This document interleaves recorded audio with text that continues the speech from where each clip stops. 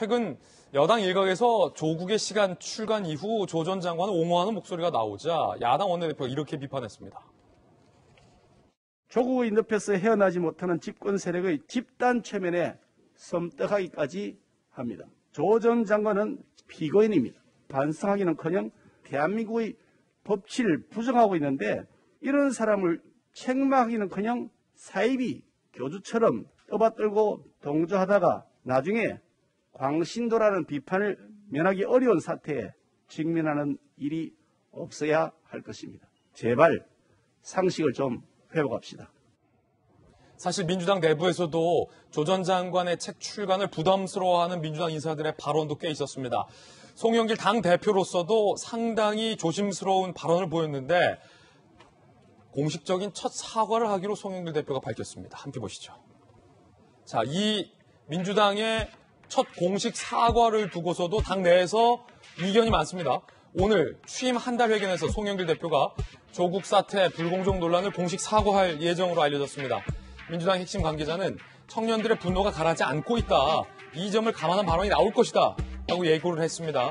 또 다른 관계자는 대선 후보에게 미칠 부담을 대신 짊어지겠다는 의미다. 라고도 이 민주당의 첫 공식 사과에 대해서 의미를 얘기했습니다. 그러나 반발이 당내에서 거셉니다. 특히 가장 큰 목소리를 차지하고 있는 민주당의 친문 진영에서는 당이 왜 사과를 하느냐라고 반발하고 있고요. 대표적으로 김남국 의원 같은 경우는 조국은 민주당 사람이라 보기 어렵다. 김남국 의원이 가장 앞장서서 조국 전 장관 사태 때 옹호를 했던 인물인데요. 민주당에서 사과하는 것이 맞냐라고 반대의 목소리를 내게 했습니다. 자, 그리고 장경태 의원은 조국 회고록에 대해서 옹호를 했는데요. 함께 보시죠. 국민의 알권리를 충족하는 일이기 때문에 이 조국 책 출간에 대해서는 바람직하다라는 코멘트를 했습니다. 김연아 의원님, 송영길 대표의 공식 사과와 당내 특히 이제 친문 의원들의 반발 어떻게 보십니까? 글쎄요, 한동안 민주당에서 조국 장관의 그림자가 좀 사라지는 듯 했습니다. 특히 4.7 재보궐선거 참패 이후에 민주당에서도 초선들을 중심으로 조국 장관 사태에 대해서 좀 반성하는 기미가 보였는데요.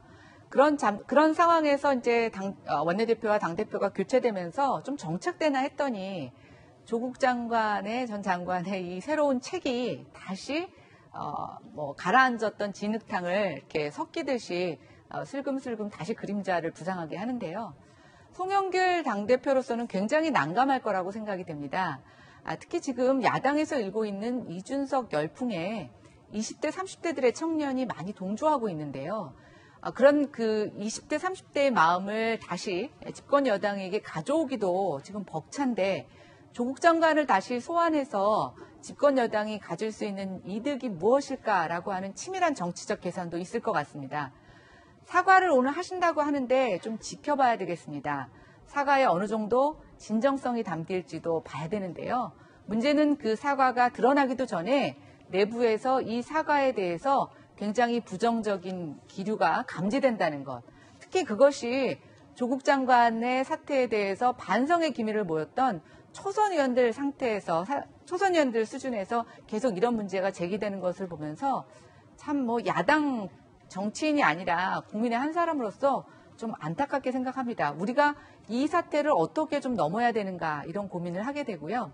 저는 어제 한동훈 검사장의 그 인터뷰 안에서 이 기사가 굉장히 마음에 와닿습니다. 굉장히 여러 군데 인터뷰를 하셨는데요. 예. 누구라도 나서서 말하고 기록으로 남겨야 되겠다고 생각을 한다. 그러면서 그렇지 않으면 힘을 가진 사람들이 왜곡한 거짓이 진실 행세를 할 것이라고 하는 것이 두렵다라고 얘기를 하고 있습니다. 그러니까 이게 어떤 정치적인 대립의 문제가 아니라 진실과의 싸움이라고 일종의 한동훈 검사장이 일종의 화두를 던진 건데요. 이런 측면에 있어서 집권 여당의 자세는 사실상 이전과 같이 반복된다라고 하면 저는 정치적으로도 굉장히 어려워지지 않을까라는 생각을 해봅니다. 자, 송영길 대표의 이 사과 내용도 지켜본 후에 차후에 보도해드리겠습니다.